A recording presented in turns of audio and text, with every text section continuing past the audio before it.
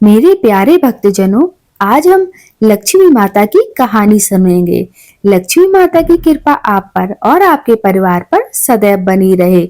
बोलो लक्ष्मी माता की जय। एक गांव में एक साहूकार रहता था। साहूकार के एक बेटी थी। वह रोज पीपल सींचने जाती थी। पीपल के वृक्ष में से लक्ष्मी जी प्रकट होती थी और चली जाती थी। एक दिन लक्ष्मी जी ने साहूकार की बेटी से कहा कि तू मेरी सहेली बन जा। तब लड़की ने कहा कि मैं अपने पिता से पूछकर कल लाऊंगी। साहूकार की बेटी ने जाकर अपने पिता को सारी बात कह दी। तब उसके पिताजी बोले कि वह तो लक्ष्मी जी हैं, अपने को और क्या चाहिए, तू लक्ष्मी जी की सहेली बन जा।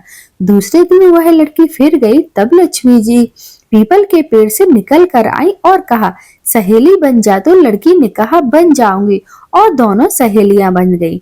लक्ष्मी जी ने उसको खाने का न्योता दिया। घर आकर लड़की ने माँ बाप को कहा कि मेरी सहेली ने मुझे खाने का न्योता दिया है।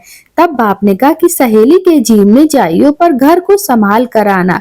तब लक्ष्मी जी के यहाँ जीमने गई तो लक्ष्मी जी ने उसे साल दुसाला ओढ़ने के लिए दिया, रुपए दिए, सोने की चौकी, सोने की थाली में 36 प्रकार का भोजन करा दिया।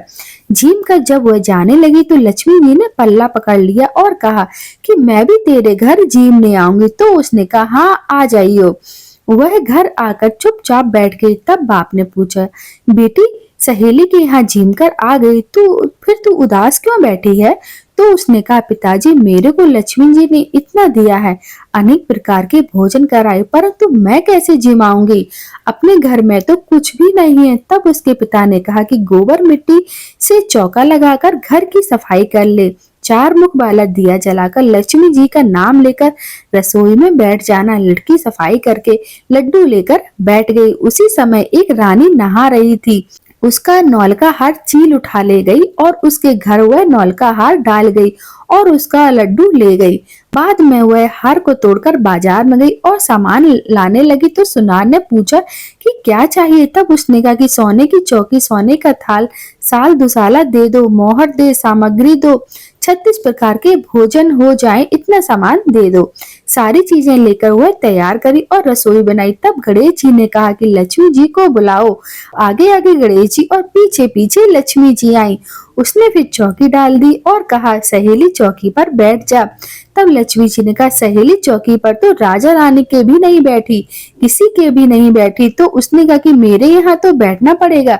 फिर लक्ष्मी जी चौकी पर बैठ गईं। तब उसने बहुत खातिर की, जैसे लक्ष्मी जी ने करी थी वैसे ही उसने करी। लक्ष्मी जी बहुत खुश हुई।